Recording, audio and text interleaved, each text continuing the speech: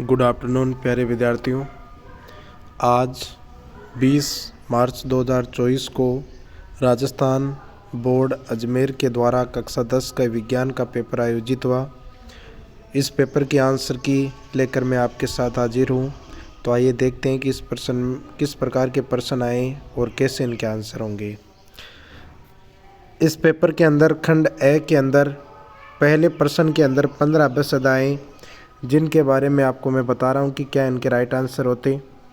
जैसे पहला क्वेश्चन है Fe प्लस H2O इक्वल है Fe3O4 प्लस H2O। तो प्यारे बच्चों, इस आंसर को हल करने के लिए लिखा है कि उपरोक्त अभिक्रिया के संतुलित समीकरण में Fe का गुणांक है। अगर आपको Fe का गुणांक पूछा गया है तो जब इसको संतुलित करेंगे तो Fe3 इधर है तो इधर भी लग जाएगा 3, इसलिए इसका राइट आंसर हो जाएगा 6। सेकंड क्वेश्चन है दही में उपस्थित अम्ल है, दही के अंदर पाया जाता है लैक्टिक अम्ल। तीसरा क्वेश्चन है ऊष्मा का सबसे अच्छा चालक है। वैसे ऊष्मा की सबसे अच्छी चालक धातु चांदी है, लेकिन चांदी इसके अंदर नहीं है, इसलिए सेकंड अच्छी चालक धातु हो जाएगी कॉपर। चौथा क्वेश्चन है कीटोन में उपस्थित प्रक्रियात्मक समूह है। तो प्यारे बच्चों, कीटोन के अंदर होता है, बीच के अंदर आता है सी डबल बॉन्ड O, यानी ब ऑप्शन हो जाएगा। इसका जो पांचवा क्वेश्चन है वो आया था मानव में हृदय एक तंत्र है जो संबंधित होता है, तो हृदय परिसंचरण तंत्र से संबंधित होता है। पर्ण में छिद्रों के खुलने और बंद होने का कार्य किसके द्वारा होता है? द्वार कोशिकाओं के द्वारा। कौन सी अंतःस्रावी ग्रंथि सभी अंगों में वृद्धि प्रेरित करती है? तो वृद्धि करती है पीयूष ग्रंथि। जब पुष्प में पुंकेसर और स्त्रीकेसर दोनों उपस्थित होते हैं तो उस पुष्प को क्या कहते हैं? उभयलिंगी कहते हैं प्यारे बच्चों।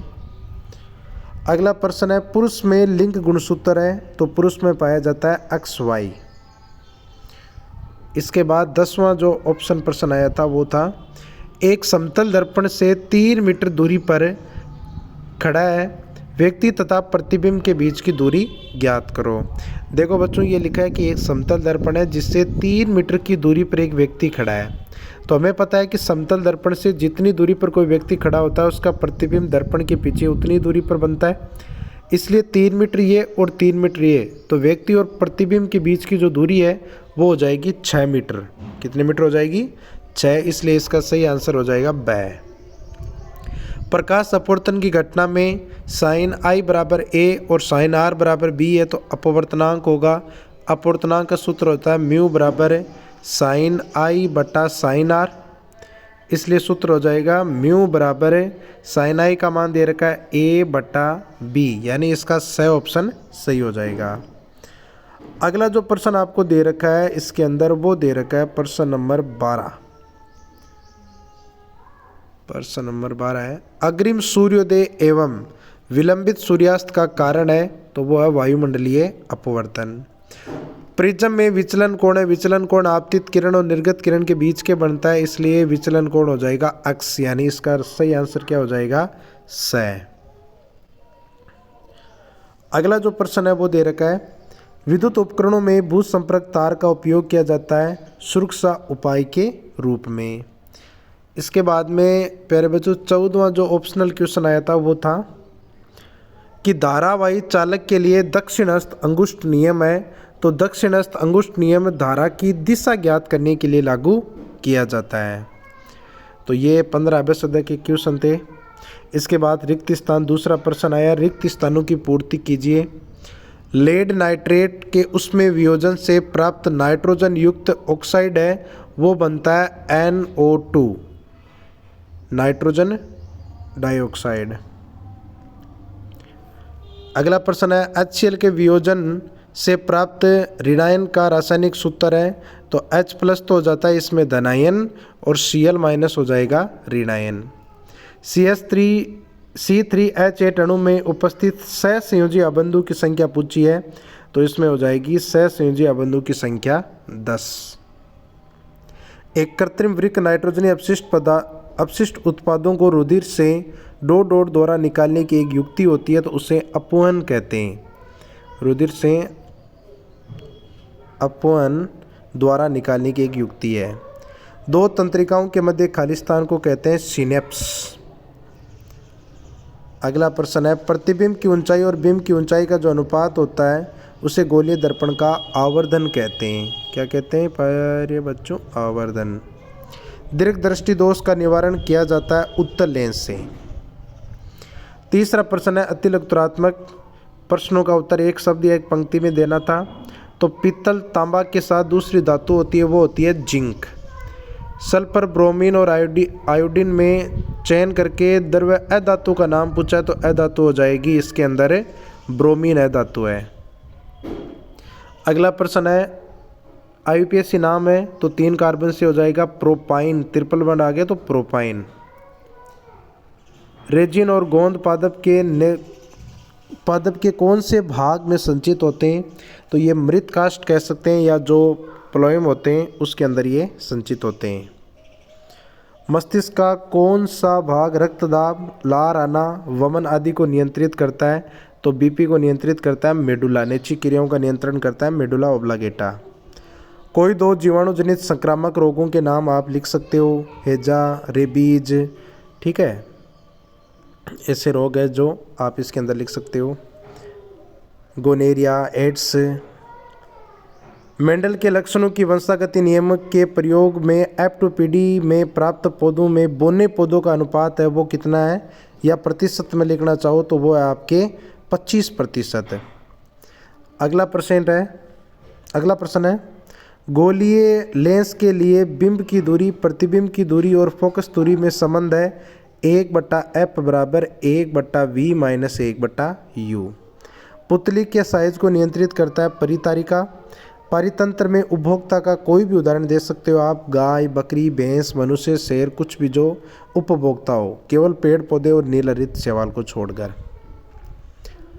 खंड ब के अंदर चौथा प्रश्न आया है कि उपरोक्त अभिक्रिया में अक्स का नाम और रासायनिक सूत्र लिखो। तो अक्स का नाम हो जाएगा यहाँ पर NaCl और नाम हो जाएगा NaCl, सूत्र हो जाएगा, नाम हो जाएगा सोडियम क्लोराइड। अगला प्रश्न है, धातुएं विद्युत की सुचालक होती है। उपरोक्त कथन के प्रयोगशाला परीक्षण के लिए प्रयुक्त व्यवस्थित उपकरण का चित्र बनाओ। तो ये वो जो सेल वाला चित्र है वो हो जाएगा, जिसमें धातुएं विद्युत की क्या होती है, सुचालक होती है।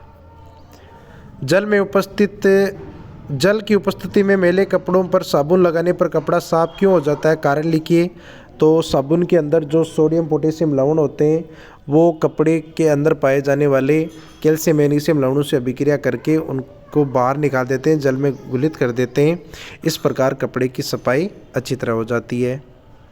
एथीन अणु की इलेक्ट्रॉन बिंदु संरचना पूछी गई है। तो आप एथीन के 2 कार्बन लेके बीच में डबल बॉन्ड हो जाएगा, इसके अंदर इधर भी 2-2 कार्बन का संयोजन करवा के और इधर 1-1 कार्बन लेके आप इनके साथ में क्या जोड़ सकते हो, हाइड्रोजन जोड़ के इनकी इलेक्ट्रॉन बिंदु संरचना बना सकते हो इस प्रकार, ठीक है। और ये कार्बन की हो जाएगी, तो इस प्रकार की ये संरचना बनेगी। अगला जो प्रश्न है वो लिखा है कि गर्भ निरोधक की 2 विधियों को समझाइए। तो इसके अंदर कॉपर टी, IUCD, कंडोम के बारे में, गर्भ निरोधक गोलियों के बारे में आप बता सकते हो। शुद्ध लंबे और शुद्ध बौने पौधों में F2PD तक लक्षणों की वंशागति को दर्शाने वाला रेखा चित्र बनाइए। तो इसमें TT वाले बड़े टी, बड़ा टी, छोटा टी लेके उनका एक संकरण प्रयोग करने वाला चित्र सहित आपको क्या करना था, समझाना था, जिसमें लास्ट के अंदर 2 युग्मक लेते हैं टी, इसमें टी, उसमें TT लेके गुणा करके इसको पूरा समझाना था। अगला प्रश्न है, एक 10 ओम प्रतिरोध में 3 एम्पियर धारा 2 सेकंड में प्रवाहित की जाती है तो कुंडली में उत्पन्न ऊष्मा होगी H बराबर I² RT का फॉर्मूला लगाना था। और इसमें I का मान दे रखा था 3, तो 3 का वर्ग 9, R का मान 10, T का मान 2, सीधा गुणा कर दो, 180 जूल इसका आंसर हो जाता। अगला प्रश्न आपके दे रखा है, निम्न परिपथ चित्र में A और B के बीच का तुल्य प्रतिरोध ज्ञात करो। आपको A और B के बीच का तुल्य प्रतिरोध ज्ञात करना, तो पहले तो इन दोनों को श्रेणी क्रम को जोड़ो। तो 3 और 3 ये हो गया 6, नीचे दे रखा 6। अब इनको समांतर क्रम में जोड़ लो। तो इधर तो 3 है ही है और समांतर क्रम में जब आप इसको जोड़ोगे तो ये भी 3 हो जाएगा, और 3 को श्रेणी क्रम में जोड़ोगे तो 6 ओम इसका राइट आंसर हो जाएगा। किसी धारावाही परिनलिका के भीतर उसके चारों ओर चुंबकीय क्षेत्र रेखाओं को दर्शाने वाला चित्र बनाना था, तो आपको एक परिनलिका लेके और फिर आपको क्या करना था,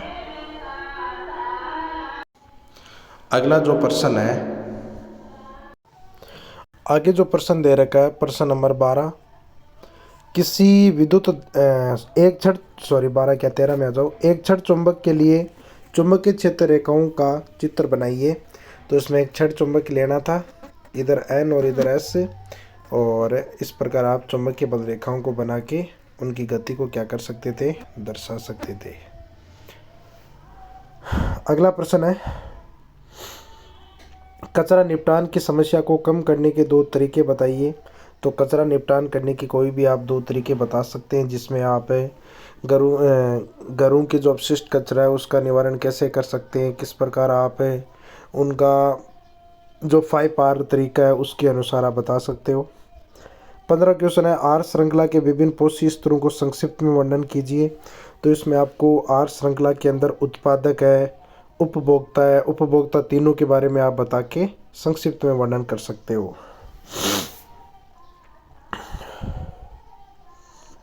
अब चलते हैं खंड 6 के अंदर, जहाँ से बोर्ड के अंदर 3 नंबर के क्वेश्चन आए हैं। तो खंड 6 के अंदर जो प्रश्न आए हैं 3 नंबर के, वो भी अथवा में है। ऊपर लिखा है प्लास्टर ऑफ पेरिस का रासायनिक सूत्र लिखो। तो प्लास्टर ऑफ पेरिस का रासायनिक सूत्र हो जाएगा CaSO4.12H2O। जल मिलाने पर प्लास्टर ऑफ पेरिस कठोर क्यों हो जाता है? क्योंकि जब इसमें जल मिलाया जाता है तो ये जिप्सम का निर्माण कर लेता है, जो एक कठोर धातु है। और इसकी समीकरण लिख सकते हो CaSO4.12H2O प्लस H2O और इक्वल बन जाएगा CaSO4.2H2O। अगर ये नहीं करके आप नीचे वाला करते हो तो नीचे वाले में लिखा है कि बेकिंग सोडा का रासायनिक नाम लिखो। बेकिंग सोडा का जो रासायनिक नाम है, बेकिंग सोडा का सूत्र क्या होता है, NaHCO3, और इसका रासायनिक नाम हो जाता है सोडियम हाइड्रोजन कार्बोनेट। इसके अलावा पूछा है केक मुलायम एवं स्पंजी क्यों होता है? CO2 गैस के कारण होता है। और उपरोक्त रासायनिक समीकरण आप इसमें लिख सकते हो। अनैच्छिक क्रिया मस्तिष्क के कौन से भाग द्वारा नियंत्रित की जाती है? तो अनैच्छिक क्रिया होती है वो अनैच्छिक जो क्रियाएं होती है वो मेडुला ओब्लांगेटा के द्वारा नियंत्रित की जाती है। और एक उदाहरण लिख सकते हो, जैसे ऊपर भी पूछा गया था, रक्तदाब वो भी एक अनैच्छिक क्रिया है, हृदय की स्पंदन की गति है वो भी एक अनैच्छिक क्रिया है। अगर ये न करते हो तो नीचे वाला वृषण के से स्रावित हार्मोन टेस्टोस्टेरोन है। और 2 कार्य पूछा गया है तो आप इसमें लिख सकते हो, लड़कों के लैंगिक लक्षणों का नियमन करना, और लड़कों के अंदर जो किशोर अवस्था में शारीरिक परिवर्तन होते हैं उसका नियंत्रण भी टेस्टोस्टेरोन करता है। इसके अलावा शुक्राणु का उत्पादन भी टेस्टोस्टेरोन के द्वारा होता है। नर जनन तंत्र और मादा जनन तंत्र के चित्र बना सकते हो, कोई एक बनाना था, 3 नंबर का डायरेक्ट चित्र पूछा गया है। 19वां जो प्रश्न आया है उसमें लिखा गया है विद्युत विभवांतर को परिभाषित कीजिए। एकांक बिंदु आवेश को एक जगह से दूसरी जगह यानी एक स्थान से दूसरे स्थान पर ले जाने में किया गया कार्य विद्युत विभवांतर कहलाता है। इसका मात्रक वोल्ट होता है। विभवांतर को मापने के लिए वोल्ट मीटर का उपयोग करते हैं और परिपथ में से समांतर क्रम संयोजन में जोड़ा जाता है। ओम के नियम के लिए V और I के बीच में ये ग्राफ बनाना था आपको। V समानुपाती होता है I वाला। अथवा वाला अगर करना चाहो तो प्रतिरोध किसे कहते हैं? किसी चालक तार में धारा प्रवाह में उत्पन्न बाधा को प्रतिरोध कहते हैं। इसका मात्रक होता है ओम। धारा का मापन एमीटर से किया जाता है और इसे श्रेणी क्रम संयोजन में जोड़ा जाता है। ओम के नियम का प्रायोगिक अध्ययन करने के लिए जो चित्र है वो सेल वाला, 4 सेल लेते हैं अपन और उनको एक इस प्रकार की परिपथ में जोड़ते हैं जिसमें श्रेणी क्रम में एमीटर, समांतर क्रम में वोल्ट मीटर जुड़ा रहता है। इस प्रकार का जो डायग्राम था वो आपको बनाना था। खंड 10 के अंदर 3 प्रश्न आए थे, वो भी तीनों अथवा में थे और 4-4 अंक के थे। तो खंड 10 के अंदर जो प्रश्न आए थे उसमें 20वां क्वेश्चन है, कोयले के दहन से प्राप्त गैस का नाम लिखो। तो कोयले का दहन करने पर CO2 का निर्माण होता है। कॉपर डाइऑक्साइड तथा हाइड्रोजन की अभिक्रिया इन दोनों की अभिक्रिया करने पर कॉपर और जल का निर्माण होता है। तो आप इसके सूत्र लिख सकते हो CuO+H2 इक्वल Cu+H2O। शब्द समीकरण को संतुलित समीकरण बना सकते हो आप। इसके बाद में कॉपर ऑक्साइड में उपचयन से प्रदर्शित करने वाले उपकरण को चित्रित करना है। तो वो जो कॉपर वाला लेके अपन नीचे बर्नर लेके उसको जलाते हैं तो कॉपर ऑक्साइड में बदल जाता है, वो चित्र बनाना था। अगला प्रश्न अथवा में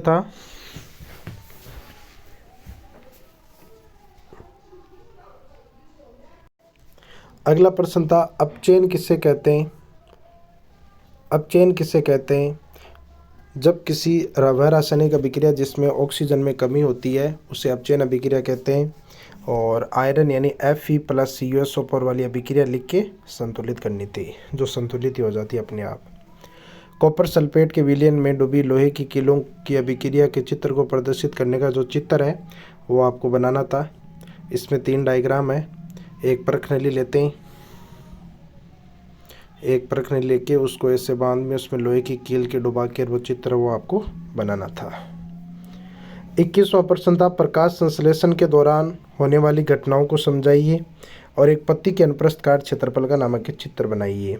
तो प्रकाश संश्लेषण की जो घटनाएं हैं, सबसे पहले प्रकाश संश्लेषण सूर्य के प्रकाश के द्वारा अभिक्रिया करता है तो वो घटना लिखनी थी।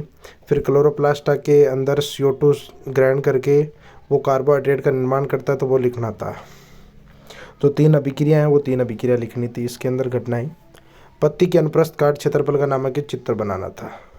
इसके अथवा में पत्तियों में रंध्रों के खुलने और बंद होने की क्रिया दे रखी है, वो आपको समझानी थी कि खुला रंध्र और बंद रंध्र की परिभाषा लेके आप समझा सकते हो और दोनों के चित्र भी बना सकते हो, जो और आसान है ऊपर वाले से। 21वां प्रश्न है गोलीय दर्पण किसे कहते हैं। वह दर्पण जिसका परावर्तक पृष्ठ गोल हो उसे गोलीय दर्पण कहते हैं। ध्रुव की परिभाषा दर्पण के मध्य बिंदु को ध्रुव कहते हैं। लेंस की क्षमता आपको +4 डायोप्टर दे रखी है तो इसकी फोकस दूरी हो जाएगी P = 1/f यानी 0.25 मीटर इसका आंसर हो जाएगा। नीचे वाला लिखा है लेंस का आवर्धन। लेंस के द्वारा प्रतिबिंब की ऊंचाई और बिंब की ऊंचाई के अनुपात को लेंस का आवर्धन कहलाता है। लेंस की मुख्य अक्ष की परिभाषा लिखनी थी। वक्रता केंद्रों और प्रकाशीय केंद्र को मिलाने वाली सीधी रेखा मुख्य अक्ष कहलाती है। गोलीय दर्पण की वक्रता त्रिज्या 14 सेमी और फोकस दूरी पूछी है तो यहाँ पर फोकस दूरी है वो गोलीय दर्पण वक्रता त्रिज्या से क्या होती है आधी, तो 7 सेमी इसका आंसर हो जाता। तो प्यारों बच्चों ये था आज का पेपर जो बहुत ही आसान था। उम्मीद करता हूँ कि इस पेपर में आप ज़रूर 100 में से 100 नंबर लेकर आओगे। धन्यवाद।